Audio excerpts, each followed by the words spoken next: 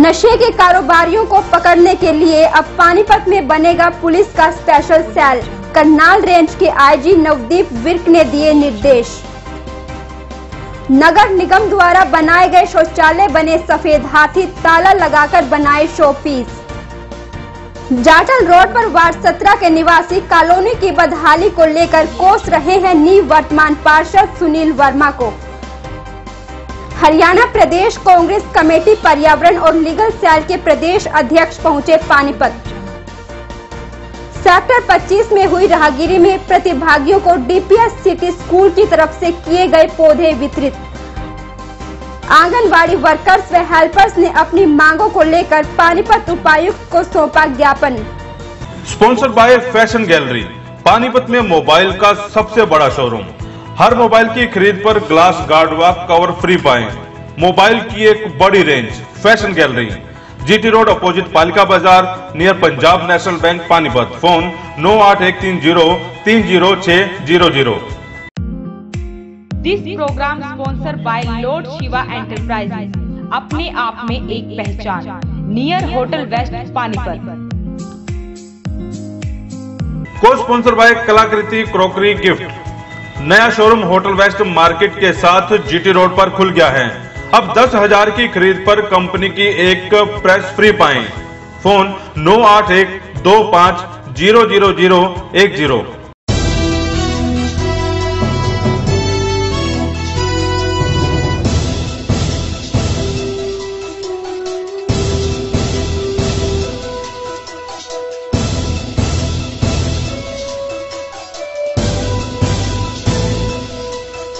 नमस्कार, स्वागत है आप सभी का वॉइस ऑफ पानीपत पर। मैं हूं पिंकी धीमान और इस वक्त आप देख रहे हैं पानीपत दनादन।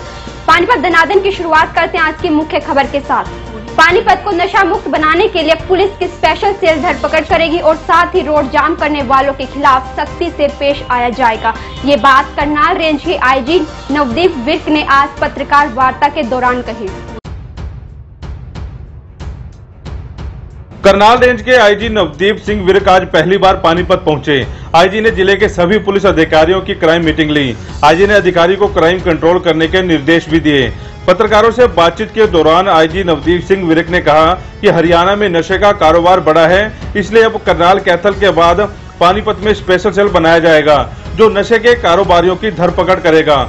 उन्होंने कहा कि जो लोग सरकारी संपत्ति, टोल प्लाजा, दुकान या अस्पतालों में तोड़फोड़ करते हैं उनको भी बख्शा नहीं जाएगा। आईजी ने यह भी कहा कि जो लोग रोड जाम करते हैं उनके खिलाफ केस दर्ज कर उनके साथ सख्ती से निपटा जाएगा। साइबर के बढ़ते मामलों पर भी आईजी नवदीप सिंह विर्क ने जनता से अपील की है कि कोई अनजान कॉल या मेल आए तो उन्हें अपना पासवर्ड या ओटीपी साझा न करे। प्रेस वार्ता के दौरान एसपी मनवीर सिंह भी मौजूद रहे।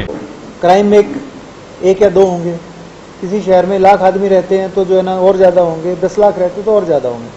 तो जैसे जैसे हमारी पॉपुलेशन बढ़ रही है आप ये समझ सकते हैं कि क्राइम के फिगर्स भी उसी हिसाब से बढ़ेंगे, कम नहीं हो सकते। हाँ, जो इस तरह की जो घटनाएं हैं, जो लूटमार की घटनाएं हैं, जो झपटमारी की घटनाएं हैं, ये सीरियस हैं और हम हमेशा से इसको सीरियसनेस से देखते आए हैं। तो आज मैंने जो हमारी क्राइम मीटिंग में सभी लोगों से बात की है और जो आपने जो घटनाएं ध्यान में लाए हैं इसके बारे में हम स्ट्रेटजी एसपी साहब बनाएंगे ज़रूर। और जो भी हमारे पास रिसोर्सेज अवेलेबल हैं, क्योंकि आपको ये भी मानना होगा कि हमारे पास पर्याप्त रिसोर्सेज नहीं हैं। पुलिस में बहुत सारी वैकेंसीज भी हैं और जिस हिसाब से हमारी पॉपुलेशन पुलिस रेशो जिस हिसाब से हमारे पास नंबर ऑफ पुलिस पर्सनल होने चाहिए वो भी हमारे पास पर्याप्त मात्रा में नहीं रहते हैं। ड्यूटीज़ भी हमारी बहुत ज़्यादा पड़ती हैं। तो इन सब चीज़ों को ध्यान रखते हुए जितना मैक्सिमम से मैक्सिमम हम जो है काम कर सकते हैं और जो इन चीज़ों को कर्ब कर सकते हैं वो हम करेंगे। सर, साइबर क्राइम जो है ज़्यादा बढ़ रही है, साइबर के ऊपर हरियाणा में भी मजबूत नहीं है। देखो, मैं समझता हूँ कि जो कंप्यूटर का नॉलेज है, स्मार्टफोन, कंप्यूटर, लैपटॉप, आईपैड, इसका जो यूजेज है दिन ब दिन बढ़ता जा रहा है। जो नई पीढ़ी है उसको ज़्यादा से ज़्यादा यूज़ कर रही है। लेकिन मैं आपको ये बताना चाहूँ कि जो साइबर क्राइम है, जितना इसमें एक्यूज्ड का रोल है उतना ही विक्टिम का भी रोल है। कंप्यूटर में से हाथ निकाल के वो आपका पासवर्ड नहीं ले जाता, वो आपको कोई ईमेल भेजता है, आपका ट्रैप ले करता है, आपको वो अपने चंगुल में लेता है और आप उस चंगुल में फंस जाते हो। मैं ये समझता हूं कि समाज में जो इन चीजों की जो अंडरस्टैंडिंग है, नॉलेज है, मैच्योरिटी है, वो कम है और वो समय के साथ साथ बढ़ेगी। तो साइबर क्राइम एक ऐसा क्राइम है कि अगर जो कंप्यूटर यूजर अगर एजुकेटेड है, उसको पता है, तो क्राइम हो ही नहीं सकता ये, ठीक है, जो आम आदमी के साथ होता है। मान लो कि कोई बैंक की आप हटिए, आप बैंक की साइट में हैक करके बैंक के पैसे ट्रांसफर कर लिए, वो मैं मानता हूं असली साइबर क्राइम है। लेकिन आपको कोई ईमेल भेजता है, आपका पासवर्ड ले लेता है और फिर आपके बैंक अकाउंट में से वो ट्रांसफर मारता है, फिर आपके पास ओटीपी आता है, आपको फोन करके आप ओटीपी भी दे देते हो, तो ये तो आप भागीदार हुए ना उस क्राइम में। तो इसमें समाज का भी उतना ही रोल है जितना पुलिस का रोल है। समाज को समझना है, लोगों को समझना है कि क्या उनको देना है, नहीं देना। और इसमें बैंक्स भी रोज या महीने में एक बार या हफ्ते में एक बार एसएमएस भेजते हैं कि आप अपना पिन ना शेयर करें, लेकिन हम लोग ध्यान नहीं देते, कोई नहीं उसको ध्यान देता। तो जो हमारे पास फैसिलिटी है, रिसोर्सेज हैं, वो हम उनको ट्रेन कर रहे हैं, क्योंकि नई चीज़ है, हम अपने लोगों को भी डेवलप कर रहे हैं। हमारे हर डिस्ट्रिक्ट में एक स्पेशलाइज साइबर क्राइम विंग भी है और हमारी कोशिश है कि हम इसको जो है सब चीज़ों को टैकल कर लें। इसके अलावा हमने बात की कि एनडीपीएस के केसेस में हम एक स्पेशल सेल बनाएंगे, क्योंकि नारकोटिक्स का जो है चलन बढ़ता जा रहा है और हम एक स्पेशल सेल सीआईए की तर्ज पे बनाएंगे, जो सिर्फ जो बड़े लेवल के स्मगलर्स पे ध्यान देगा और वो छोटे लेवल पे स्मगलर्स के लिए जो बाकी थाने चौकी सीआईए खुला हुआ है वो देंगे। लेकिन इनको हमने 2 या 3 का टारगेट दिया महीने में, 2 या 3 बड़े लेवल के गिरोह को ये पकड़ेंगे। अगली हमने बात की कि जो रोड साइड, जो रोड पे लॉलेसनेस के मैटर्स हैं, कोई टोल प्लाजा पे तोड़फोड़ करता है, कोई जो हॉस्पिटल में तोड़फोड़ करता है, कोई प्राइवेट नर्सिंग होम में तोड़फोड़ करता है, किसी की दुकान में आके तोड़फोड़ करता है, बदतमीजी करता है, बाजार में करता है, उन लोगों के साथ हम सख्ती से निपटेंगे, उनको बिल्कुल बख्शेंगे नहीं, उनको तुरंत से तुरंत गिरफ्तार किया जाएगा। इसके अलावा जो लोग रोड जाम करते हैं, उनके हम 100% उसके केसेस रजिस्टर करेंगे और उनका चालान करेंगे। उनको हम शायद गिरफ्तार ना करें, क्योंकि वो हमारे पास डिस्क्रिशन है गिरफ्तार ना करने की, अगर उनकी अरेस्ट करने की जरूरत नहीं है तो हम नहीं करेंगे, लेकिन हम 100% केस रजिस्टर करेंगे, 100% लोगों का चालान करेंगे और फोटोग्राफिक एविडेंस के साथ करेंगे, ताकि उनको कोर्ट में बचने का मौका ना मिले। तो मेरी सबसे लोगों से यही रिक्वेस्ट है कि बिना वजह जो रोज हम सड़क पे खड़े रहते हैं, इससे कोई फायदा नहीं है, समाज का माहौल खराब होता है। और आप जो है ना, जो भी अधिकारी हैं, कर्मचारी हैं, उनसे आप बातचीत के जरिए इसको अपनी बात को निपटाओ। वार्ड 21 में शौचालय के बंद होने से लोग खुले में शौच करने के लिए मजबूर हो रहे हैं। आइए दिखाते हैं क्या कहते हैं यहाँ के निवासी।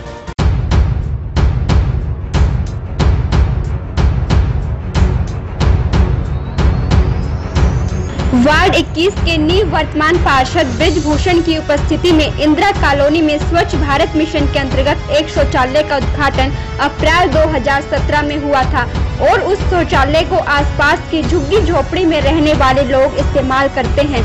लेकिन पिछले 2 महीने से शौचालय में पानी की कमी के कारण शौचालय को ताला लगा दिया गया। मजबूरन लोगों को सुबह 4 बजे अपनी झुग्गियों के साथ बनी रेलवे लाइन पर शौच करने जाना पड़ता है और वे जहां शौच करते हैं उसी जगह के आसपास उन्हें खाना भी बनाना पड़ता है, जिससे मक्खी मच्छर यहां पनपते रहते हैं। यहां के लोगों का ये भी कहना है कि उन्होंने वार्ड के निवर्तमान पार्षद ब्रिजभूषण ढींगरा से इस मुद्दे को लेकर संपर्क किया तो पार्षद ने कोई संतोषजनक जवाब नहीं दिया। किसी भी शौचालय में जाओ, अच्छा सा साफ सुथरा सारे ड्राम उराम धरे जाते, गंद फेंकना जाते। जब अब आपको फाइनेंस मिलता, पैसे मिलता, नौकरी करती हो तो साफ करोगी। सारे यहाँ गरीबों को गालियाँ देती रहती है कि यहाँ से ये जाओ, बैठो ना यहाँ पर, और बच्चे को भी उधर डंडे मारते हैं। उधर भी लड़के बैठने लाइन पर गए, वहाँ भी डंडे बजा रहे हैं कि यहाँ से भाग जाओ। तो ये जाएंगे क्या? जवान लड़के ये साफ करने आती, यहाँ भी 2-4 गाली।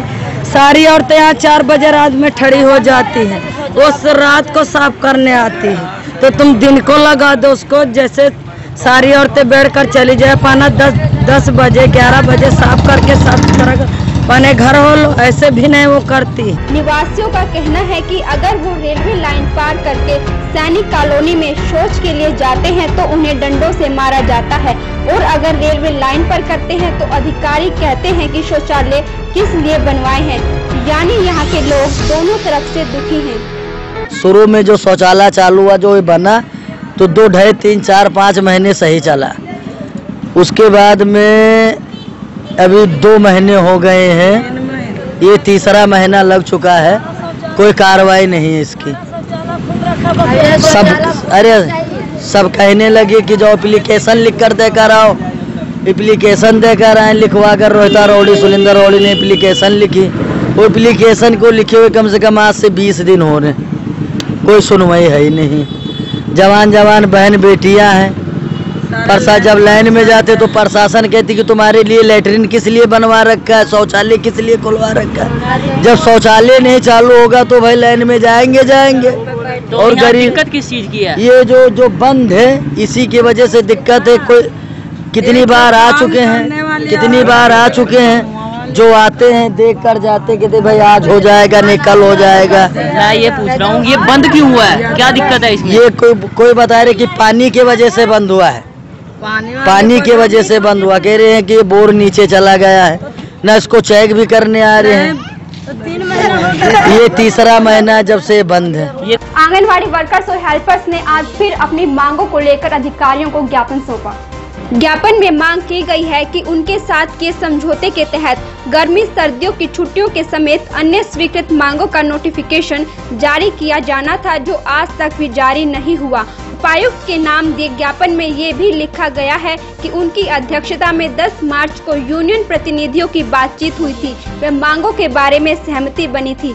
उपरोक्त विषय के संदर्भ में आपको याद दिलवाना चाहते हैं कि 10 मार्च को 12 सूत्री मांग पत्र पर विस्तार से चर्चा हुई थी। सरकार द्वारा आश्वासन भी दिया गया था कि जल्द ही तमाम मांगों को लागू कर दिया जाएगा, लेकिन आज तक सिर्फ वेतन बढ़ोतरी, हेल्पर्स की वर्दी और गैस सिलेंडर केंद्रों के किराए का पत्र जारी हुआ है, परंतु अन्य स्वीकृत मांगों के बारे में कोई भी नोटिफिकेशन जारी नहीं हुए हैं। आज पूरे देश के स्तर का मांग दिवस है, ऑल इंडिया स्तर का। हर 10 तारीख को जुलाई के महीने में हम मांग दिवस मनाते हैं। कभी काला दिवस मनाते हैं, कभी काले झंडे, कभी अर्थी लेके, कभी रास्ता रोक के हमारी मांगे सरकार पूरी करे। 43 साल हो चुके, कर्मचारी का दर्जा नहीं, न्यूनतम वेतन नहीं और जीने लायक वेतन हमारे को नहीं मिलता। 11,500 में गुजारा, 10,000 में गुजारा वर्कर हेल्पर नहीं कर सकते। सबसे पहली मांग ये है। दूसरी मांग है हमारी प्रमोशन की। सुपरवाइजर का 50% का कोटा सरकार ने लगा किया, हमारा अभी तक लेटर जारी नहीं हुआ। हम कह रहे हैं 100% हमारी वर्कर में से लिया जाए। इसी तरह से खाना जो बनाने का ईंधन का पैसा और हमारा जो क्या बोलते हैं सब्जी का पैसा 16 महीने से, और हमारा रेंट का जो इसमें हम सेंटर चलाते हैं 16 महीने से वो नहीं मिला है। वो हम कहते हैं सरकार से कि वो तुरंत दे। हमारा 16 महीने हमारा गुजारा नहीं होता। हम मकान मालिक को किराया 2,000, 3,000 रुपये अपने जेब से नहीं दे सकते, हमारी इतना सैलरी नहीं है।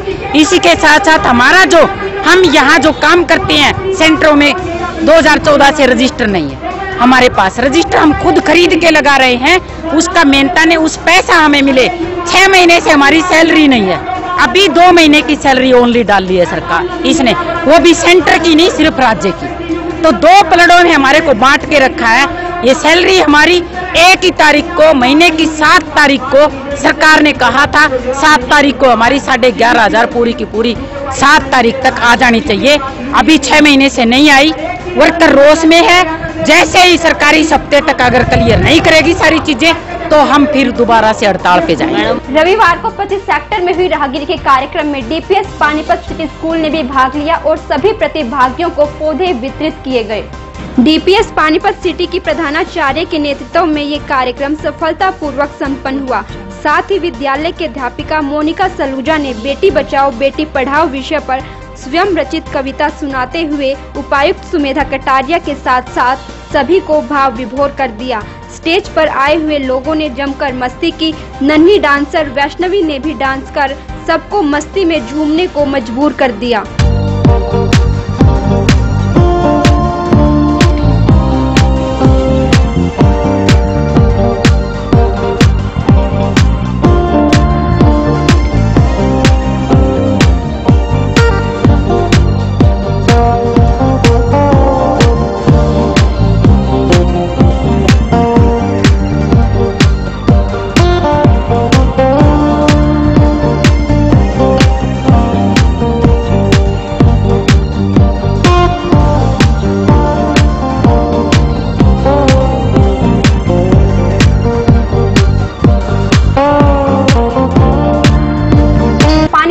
जाटल रोड वार्ड नंबर 17 के पीर वाली गली के लोगों में निवर्तमान पार्षदों और अधिकारियों के खिलाफ रोष बना हुआ है। आइए आपको दिखाते हैं यहाँ के लोग क्यों नाराज हैं। जाटल रोड स्थित वार्ड नंबर 17 की पीर वाली गली लगभग पिछले 20 सालों से नहीं बन पाई है।